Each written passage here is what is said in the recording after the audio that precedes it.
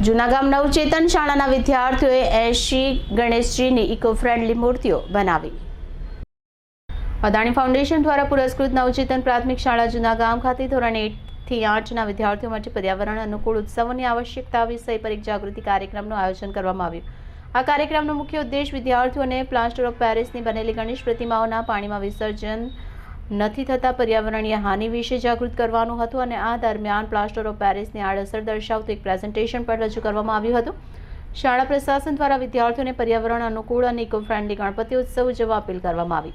આ કાર્યક્રમનો મુખ્ય ધ્યેય હતો વિદ્યાર્થીઓ હાલમાં પ્રચલિત દેખાદેખીમાં થતા ઉત્સવોને છોડી સાચી શ્રદ્ધા અને પર્યાવરણને નુકસાન ન પહોંચાડે તેવી રીતે ઉત્સવ ઉજવણી તરફ આકર્ષિત થાય। આ કાર્યક્રમની ફળશ્રુતિ સ્વરૂપે વિદ્યાર્થીઓએ પોતાના હાથે કુદરતી અને પુનઃઉપયોગી સામગ્રીનો ઉપયોગ કરી 80 ગણપતિ પ્રતિમાઓનું નિર્માણ કર્યું। આ પ્રતિમાઓ બનાવવા માટે વાંસની લાકડી, પોસ્ટર, રંગ, આભૂષણ, મણકા, રંગીન પથ્થર, કાપડ, કાગળ, ઘાસ, મોરપીંછ, દિવાસળી અને વિવિધ પ્રકારની સામગ્રીનો ઉપયોગ કરવામાં આવ્યો હતો। વિદ્યાર્થીઓ પોતાની કલ્પના શક્તિ અને કુશળતાથી અનોખી અને આકર્ષક પ્રતિમાઓ બનાવી હતી।